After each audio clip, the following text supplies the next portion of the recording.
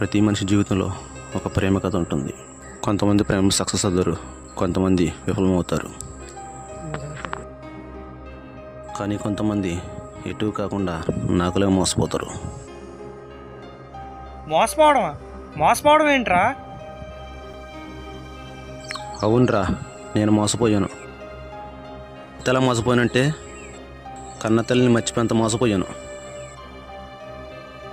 అసలు ఏమైందిరా? క్లారిటీగా చెప్పు. జీవితంలో తనే అన్నీ ఊహించుకున్నాను రా. నా ఊహలు కూడా అందకుండా మోసం చేసిందిరా నన్ను. కానీ తన అవసరానికి ప్రతి అవసరానికి కూడా నేను డబ్బులు అడిగేది. ప్రతి అవసరానికి కూడా నేను డబ్బులు ఇస్తూ వచ్చాను రా.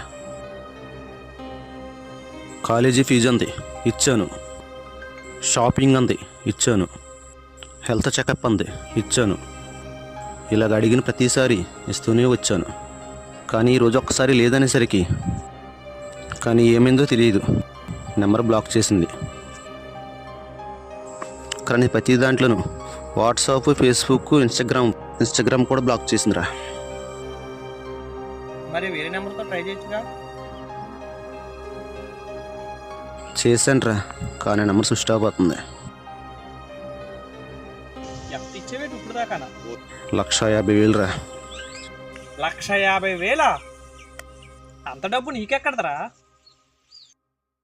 మా అమ్మ కంటి ఆపరేషన్ కోసం వడ్డీకి తెచ్చాను రా. ఇంకో 2 రోజులు ఆపరేషన్ ఉంది. ఏం చేయాలో అర్థం కావట్లేదురా.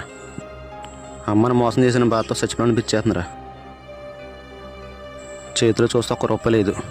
ఏం చేయాలో అర్థం కావట్లేదురా. ఆపరేషన్ టైం దగ్గర పడిపోతుంది. మరి ఏం చేద్దాం అనుకుంటున్నావురా నువ్వు? ఏం చేయాలో అర్థం కాకుండా జీవితం మీద అప్పుడు చచ్చిపోవడానికి పిచ్చేస్తుందిరా. ఈ విషయం అమ్మకు తెలిస్తే గుండెపల్లి చచ్చిపోతుందిరా. అందుకే అమ్మకన్నా ముందు నేను చచ్చిపోదాం అనుకున్నాను రా. నిన్ను చూస్తుంటే నాకేం అర్థం కావట్లేదురా. నీ ప్రాబ్లం చూస్తుంటే నిన్ను చూసి జాలి పడాలా లేదా చెప్పు తీసి కొట్టాలో అర్థం కావట్లేదు నాకు.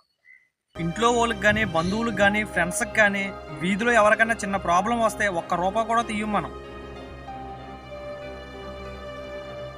ఇలాంటి వాళ్ళ కోసం ఎందుకురా మనం ఇంత దిగజారిపోయి ఏడుతున్నాం? ఈ విషయం మీ అమ్మకు తెలిస్తే మీ అమ్మ చచ్చిపోద్ది అన్నావు కదా. చావదరా, చాలా గర్వపడద్ది.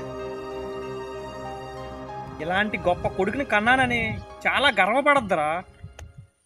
తన కంటి ఆపరేషన్ కోసం వడ్డీకి తెచ్చిన డబ్బుని నీ కంటికి నచ్చిన అమ్మాయి కోసం ఖర్చు పెట్టావని, ఎంత గొప్పోడు అయిపోయావని సంతోషపడుతుందిరా.